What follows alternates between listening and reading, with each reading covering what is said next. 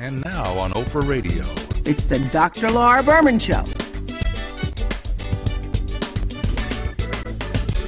She wants to change. Ellen is miserable in her job and is also very scared about supporting herself now and in the future. And she's afraid she's not going to be able to. And that's part of what I'm assuming is her immobilizing fear that's keeping her from taking action to live her best life and have a kind of job that brings her joy. So how does that model, or any model that you might suggest, work in that situation? So I think the first thing would be the frame that and the message that Ellen's giving to her brain around this. The message she's giving to her brain right now is, I'm caught between a rock and a hard place. On the one hand, I hate my job. On the other hand, I'm afraid that if I give that up, I'm not going to have a way to support myself. You with us, Ellen? Absolutely. Okay. Let me also mention that I have ADD. Okay. And that makes, so I'll comment on the ADD component after I just sort of comment on this. So I think the alternate frame that Ellen can use is, how am I going to find a job that I enjoy to be able to support myself? Because that's a very different instruction to your brain. The first instruction, which is I'm caught between a rock and a hard place. If I give up my job, I'm not going to have a way to support myself, tells the brain, stay at your job, don't give that up. I hate this relationship, but I don't want to give it up. It tells the brain, stay with the relationship. If, however, a simple change of frame, which is, even though I'm attached in this relationship, it's not working for me for X, Y, or Z reasons, or I need to find a job that's going to allow me to sustain, supporting myself. Just that start can actually give the brain permission to come up with solutions. Right, with something. And I find, that is so true, Ellen, because I have sort of discovered this accidentally, I guess, in my own life, because there have been times that I've been petrified, especially about things that I just, I can sort of control, but in the end, I can't really control. And what I have found, you're absolutely right, is when I decide not to be afraid, like I've gotten to the point where I can just decide, look, there's nothing I can really do about this beyond what I'm doing now anyway. It's all going to be okay. It's all going to be okay.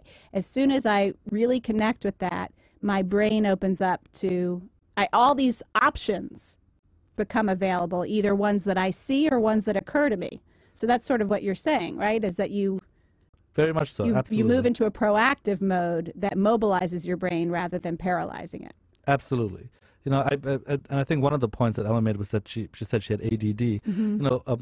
That's, to me, it's a very controversial diagnosis in the context of anxiety, because the anxiety centers of the brain connect directly to the attentional centers of the brain. So is the primary problem really a primary problem with attention, or is it a problem with anxiety that's blasting through the attentional centers of the brain? And if we can, what you were saying about not judging the pain or not judging the fear has actually been borne out by brain imaging research. When we look, there's a study that was done that compared two conditions. One was cognitive reflection, which was essentially analyzing the fear endlessly, and the other was emotional introspection, which is taking your attention, putting it on some part of your body where you feel the fear, but not analyzing, not asking questions, not saying why.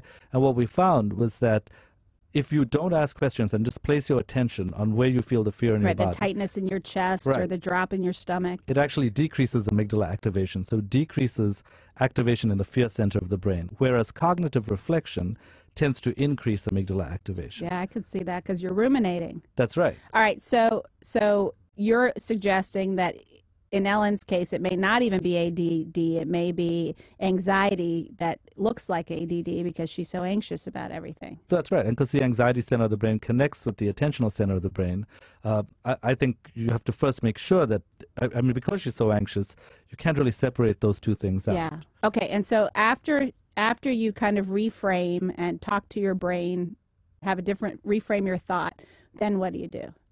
Well, one of the things is how to start action. Right. And to make the changes, and this is one of the difficult things about making the change that I think Ellen wants to make. Change, by definition, is uncomfortable to the brain. I always say change pain is brain pain. Yeah. So, and that's true. Because we've shown over and over again that to make a change to a new situation, it's going to be more difficult. It's going to take a longer time. You're not going to be a master of your new craft immediately. So if you prepare your mind to understand that, it becomes a little less frightening. There's a lot of talking to your mind. I think that, that happened with me. Someone was doing that with me about something physical, some physical pain that I was having. And I kept giggling because it seemed so silly that you could talk to your brain and then things would change in your body. But that's what you're saying, basically. Well, that's so not silly for a couple of Yeah, well, different because you're reasons, having right? the thought when you say the words. Right, and because actually studies have shown that anxiety, if you take two groups of people and you administer the same amount of pain via electric shocks to both groups of people, firstly, the group that focuses on the pain experiences the pain as being greater, even though both groups are getting the same amount of pain. Right. So focus on the pain is a problem. Secondly, the group that is more anxious experiences the pain as greater. I don't know if you saw the study done at the end of last year, but the study showed that Tylenol, which is a pain reliever, actually decreased the pain of social rejection.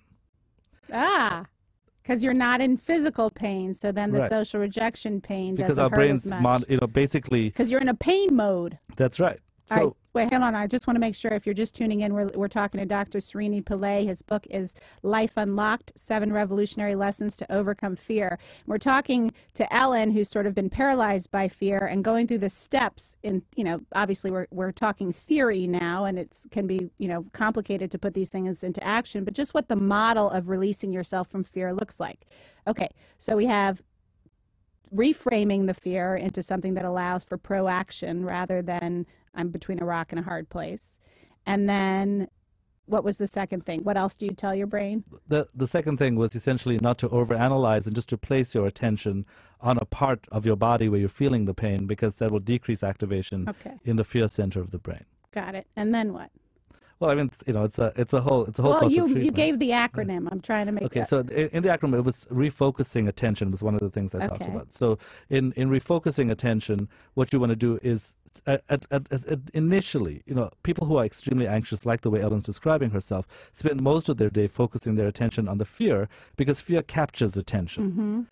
So fear will basically if you have 100 units of attention, fear will eat up all of those units of attention, so there's not any attention left to sort out the rest of your life. Right. So one of the things you have to do is gradually release your attention to yourself so that you have what your usual cognitive capacity to figure out the problems that you want to solve.